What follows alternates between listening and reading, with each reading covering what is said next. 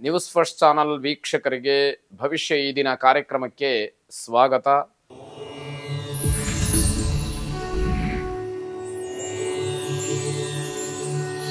ಮೊದಲು ಮೇಷರಾಶಿ. ಮೇಷರಾಶಿಯವರಿಗೆ ಹಣಕಾಸಿನ ವಿಚಾರದಲ್ಲಿ ಈ ದಿವಸ ಚೆನ್ನಾಗಿದೆ.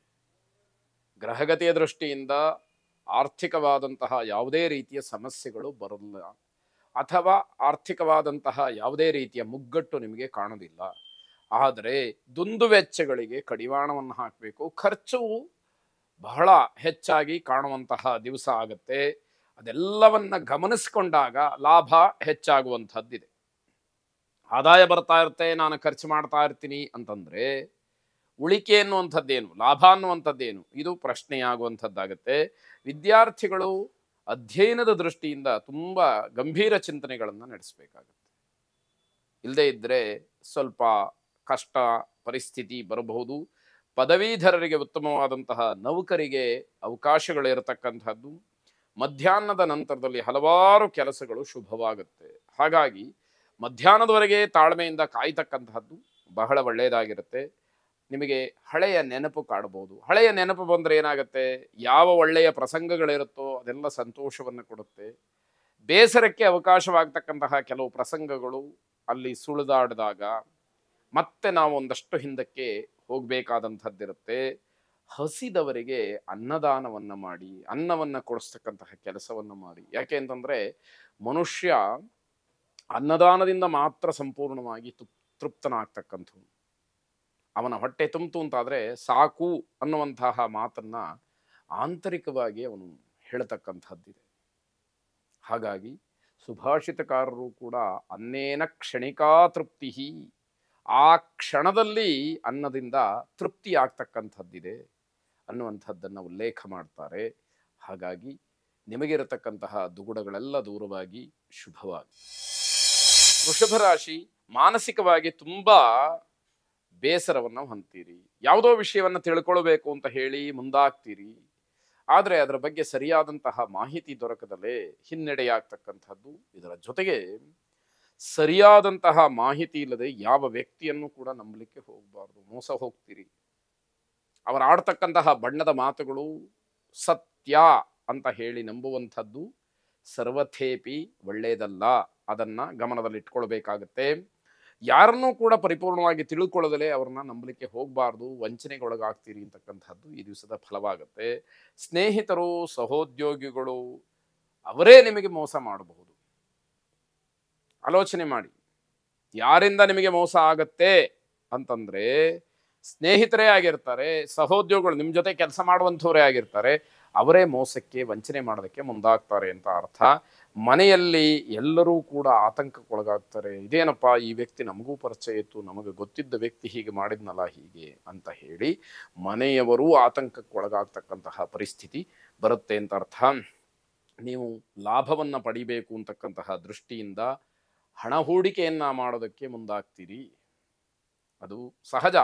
ಆದರೆ ನಿಮ್ಮ ಗ್ರಹಗತಿ, ನಿಮ್ಮ ಅದೃಷ್ಟ ಹೇಗಿದೆ ಅನ್ನುವಂಥದ್ದನ್ನು ತಿಳಿದಲೇ ಹಣ ಹೂಡಿಕೆ ಮಾಡೋದಕ್ಕೆ ಮುಂದಾದರೆ ಅದರಿಂದ ಆಗ್ತಕ್ಕಂತಹ ಲಾಭ ನಿಮಗೆ ಸಿಕ್ಕುತ್ತೆ. ನಷ್ಟವಾದರೆ ತಡ್ಕೊಳ್ಳುವಂತಹ ಶಕ್ತಿ ಬಹಳ ಮುಖ್ಯವಾಗಿ ಬೇಕಾಗುತ್ತೆ.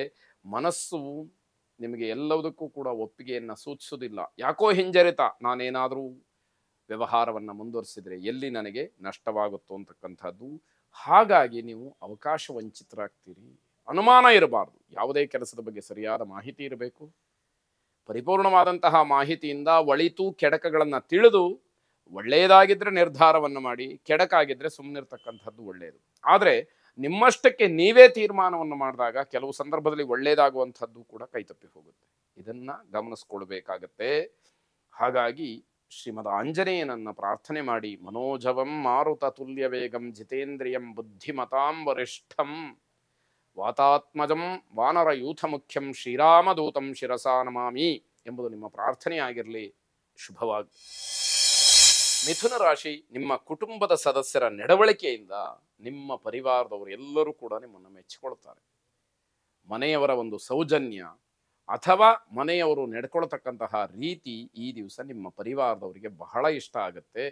ಹಾಗಾಗಿ ಅವರೆಲ್ಲರೂ ಕೂಡ ಆ ವಿಷಯವನ್ನು ಒಪ್ಕೊಳ್ಳುವಂಥದ್ದು. ನಿಮ್ಮ ಚುರುಕುತನ, ನಿಮ್ಮ ಬುದ್ಧಿವಂತಿಕೆ ನಿಮಗೆ ಗೌರವವನ್ನು ತರ್ತಕ್ಕಂಥದ್ದು. ಪ್ರತಿಯೊಂದು ವಿಷಯದಲ್ಲೂ ಕೂಡ ಬಹಳ ಲವಲವಿಕೆಯಿಂದ ಕೆಲಸವನ್ನು ಮಾಡ್ತಾರೆ ಅನ್ನುವಂತಹ ಮೆಚ್ಚುಗೆ ನಿಮ್ಮ ಬಗ್ಗೆ ಇರತಕ್ಕಂಥದ್ದಾಗತ್ತೆ. ಕೆಲಸದ ಸ್ಥಳದಲ್ಲಿ ತುಂಬ ಶ್ರಮ ಪಡ್ತೀರಿ. ನಿಮ್ಮ ಕರ್ತವ್ಯ ಏನಿದೆ ಆ ಕರ್ತವ್ಯಕ್ಕೆ ಆದ್ಯತೆಯನ್ನು ಕೊಟ್ಟು ಅದಕ್ಕೆ ನ್ಯಾಯವನ್ನು ಒದಗಿಸ್ತಕ್ಕಂತಹ ಪ್ರಯತ್ನ ನಿಮ್ಮಿಂದ ಪ್ರಾಮಾಣಿಕವಾಗಿ ಆಗುತ್ತೆ. ಹಾಗಾಗಿ ಜನ ಅದನ್ನು ಒಪ್ತಾರೆ. ರಾಜಕೀಯ ವ್ಯಕ್ತಿಗಳಿಗೆ ಈ ದಿವಸ ಚೆನ್ನಾಗಿದೆ ಅಂತ ಹೇಳಬೇಕು. ಗ್ರಹಗತಿಯ ದೃಷ್ಟಿಯಿಂದ ನಿಮಗೆಲ್ಲ ರೀತಿಯಿಂದಲೂ ಕೂಡ ಅನುಕೂಲವಾಗ್ತಕ್ಕಂಥದ್ದಿದೆ. ನಿಮ್ಮ ದಿನಚರಿಯಲ್ಲಿ ಸಣ್ಣ ಪುಟ್ಟ ಬದಲಾವಣೆಗಳು ಆಗಬಹುದು. ಅದಕ್ಕೆ ನೀವು ಬದ್ಧರಾಗಿದ್ದರೆ ನಿಮಗೆ ಅದು ಕ್ಷೇಮ ಅಂತ ಹೇಳಬೇಕು. ನಿಮ್ಮ ಬದಲಾವಣೆಗಳನ್ನು ಕೂಡ ಜನ ಒಪ್ತಾರೆ. ಜನಕ್ಕೆ ಮೆಚ್ಚುಗೆ ಆಗ್ತಕ್ಕಂತಹ ಬದಲಾವಣೆಗಳ ಆಗತ್ತೆ. ನವದುರ್ಗೆಯರನ್ನ ನೀವು ಪ್ರಾರ್ಥನೆ ಮಾಡಿ. ಶುಭವಾಗಿ.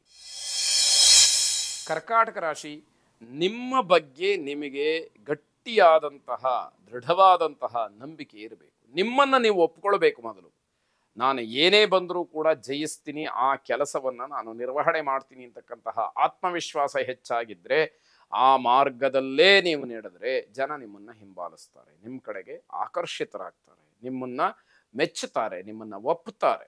ನೀವು ಹೇಳಿದ ಹಾಗೆ ಮುಂದುವರಿಯೋದಕ್ಕೆ ಮುಂದಾಗ್ತಾರೆ ಅಂತಕ್ಕಂಥದ್ದು. ಹಿರಿಯರ ಬಗ್ಗೆ ಅಗತ್ಯ ಇರತಕ್ಕಂತಹ ಎಲ್ಲ ಸೇವಾ ಮನೋಭಾವನೆಯನ್ನು ನಿಮ್ಮದಾಗಿಸ್ಕೊಳ್ಬೇಕು. ಮನೆಯಲ್ಲಿ ಏನೋ ವಯಸ್ಸಾದವರಿದ್ದಾರೆ, ಅವರು ಸೇವೆ ಮಾಡಬೇಕು, ಅವ್ರಿಗೆ ಯಾವುದೋ ಅಗತ್ಯತೆ ಇದೆ, ಅದನ್ನು ಪೂರೈಸಬೇಕು. ಇದನ್ನೆಲ್ಲ ಪ್ರಾಮಾಣಿಕವಾಗಿ ಕರ್ತವ್ಯ ಭಾವನೆಯಿಂದ ಮನೆಯ ಮಗನಾಗಿ ಮನೆಯ ಮಗಳಾಗಿ ನೀವು ಆ ಕರ್ತವ್ಯವನ್ನು ಮಾಡಿದರೆ ಅದು ನಿಮಗೆ ಶ್ರೇಯಸ್ಸನ್ನು ತರ್ತಕ್ಕಂಥದ್ದಾಗತ್ತೆ. ಸಮಾಜದಲ್ಲಿ ವಿಶೇಷವಾದಂತಹ ಗೌರವಕ್ಕೆ ನೀವು ಪಾತ್ರರಾಗ್ತೀರಿ. ಮನೆಯವರು ಒಪ್ಪಿ ಸಮಾಜವೂ ಒಪ್ಪಿದಾಗ ಆಗ ನಿಮಗೆ ಎರಡೆರಡು ರೀತಿಯಲ್ಲಿ ಮನಸ್ಸಿಗೆ ಸಮಾಧಾನ ಸಿಗ್ತಕ್ಕಂಥದ್ದು. ನಿಮ್ಮ ವಿರೋಧಿಗಳೆಲ್ಲರೂ ಕೂಡ ನಿಮ್ಮ ಕೆಲಸದ ವೈಖರಿಯನ್ನು ನೋಡಿ ಹೊಗಳುತ್ತಾರೆ. ಹೊಟ್ಟೆ ಕಿಚ್ಚಿಗಾದರೂ ನಿಮ್ಮನ್ನು ಹೊಗಳಲೇಬೇಕು. ಅಷ್ಟು ಪರಿಶುದ್ಧವಾದಂತಹ ಕೆಲಸ ನಿಮ್ಮಿಂದ ಆಗತ್ತೆ ಅಂತ ಅರ್ಥ. ಸಾಯಂಕಾಲದ ಹೊತ್ತಿಗೆ ಏನೋ ಅಶುಭವಾದಂತಹ ವಾರ್ತೆಯನ್ನು ಕೇಳ್ತೀರಿ, ಮನಸ್ಸಿಗೆ ಬೇಸರವಾಗುತ್ತೆ. ದಿನಪೂರ್ತಿ ಬಹಳ ಸಂತೋಷದಿಂದ ಬಹಳ ಉತ್ಸಾಹದಾಯಕವಾಗಿ ಚಟುವಟಿಕೆಯಿಂದ ನಿಮ್ಮ ಕಾರ್ಯಗಳನ್ನೆಲ್ಲ ಮಾಡಿರ್ತೀರಿ. ಕೊನೆಯಲ್ಲಿ ಏನೋ ಒಂದು ರೀತಿಯ ಬೇಸರವಾಗ್ತಕ್ಕಂಥದ್ದು. ಗುರುಪ್ರಾರ್ಥನೆಯನ್ನು ಮಾಡಿ, ಗುರವೇ ಸರ್ವಲೋಕಾನಾಂ ಭಿಷಜೆ ಭವರೋಗಿಣಾಂ ಎಂಬತಕ್ಕಂತಹ ಮಾತೇನಿದೆ ಅದು ನಿಮಗೆ ಅಕ್ಷರಶಃ ಅನ್ವಯವಾಗುವಂಥದ್ದು, ಅನ್ವರ್ಥವಾಗ್ತಕ್ಕಂಥದ್ದು. ಆ ರೀತಿಯಲ್ಲಿ ನಡ್ಕೊಳ್ಳಿ. ಶುಭವಾಗಿ.